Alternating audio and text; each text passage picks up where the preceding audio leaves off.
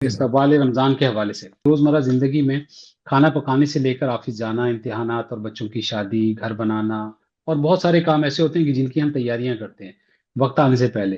تو جب ہم ان کی پلاننگ اور تیاری کرتے ہیں تو اس سے وہ کام یا وہ عمل کرنے میں ہمارے لیے آسانی ہو جاتی ہے۔ اسی طرح سے اب جب رمضان آ رہا ہے تو ہمیں اس کے لیے بھی پلاننگ کرنی ہے، تیاری کرنی ہے، اور اس کے کچھ اور اصول ہیں کہ وہ کس طرح سے ہونے چاہیے۔ تو رمضان جو ہے وہ نیکیوں کا موسم بہار ہے۔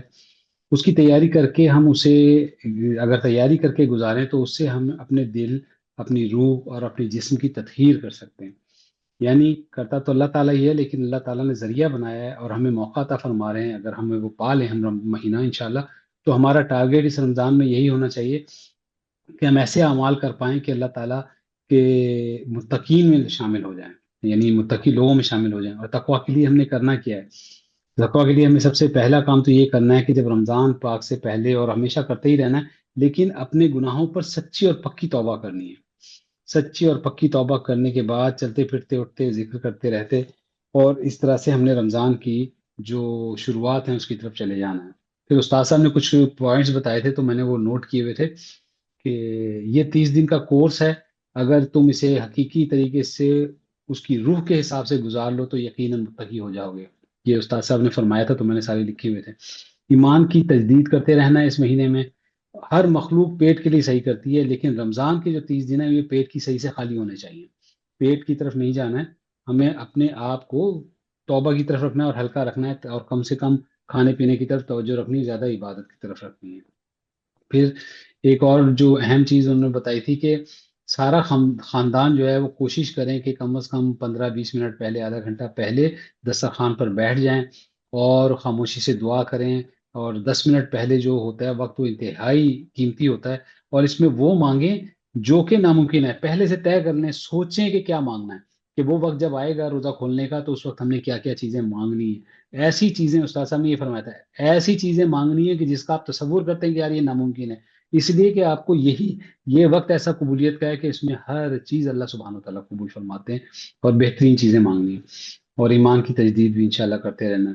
تو یہ انتہائی قیمتی لمحات ہیں۔ دوسرا کہ عہد کرنا ہے کہ مجھے نماز تکبیر اولیٰ سے پڑھنی ہے، یعنی خواتین اپنے اول وقت میں پڑھیں، اور ہم جو ہے عزم کریں اور عہد کریں کہ ہم جو مرد ہیں کہ نماز کو تکبیر اولیٰ سے پڑھیں۔ رمضان جو ہے وہ قرآن پاک کا مہینہ ہے، عزم کرنا ہے کہ انشاءاللہ 10 روز میں، 15 روز میں کم از کم قرآن پاک کو پڑھیں گے، زیادہ سے زیادہ تلاوت کریں گے، اور کوشش کریں گے کہ اسے سمجھ کر پڑھیں، کیونکہ یہ جو ایسی چیزیں ہیں کہ جو روحانی پرواز جو ہے اللہ تعالیٰ چاہتے ہیں ہماری تطہیر ہو جائے، کہ جس کے ذریعے سے ہم تقوی والوں میں شاید شامل ہو پائیں۔ جب ہم بھوکے ہوتے ہیں اور ہمیں بھوک لگی ہوتی ہے، ہم کھانا کھاتے ہیں تو ہمیں اس میں لذت آتی ہے، اور اگر کوئی مرغن کھانا ہو تو اور مزہ آتا ہے۔ لیکن اگر بہت زیادہ شدید بھوک لگی ہو نا، تو دال روٹی بھی پڑی ہو نا، تو انسان اس کو بہت شوق سے کھا لیتا ہے، ایسا بہت ہی ہے، اس کو اس میں مزہ آتا ہے۔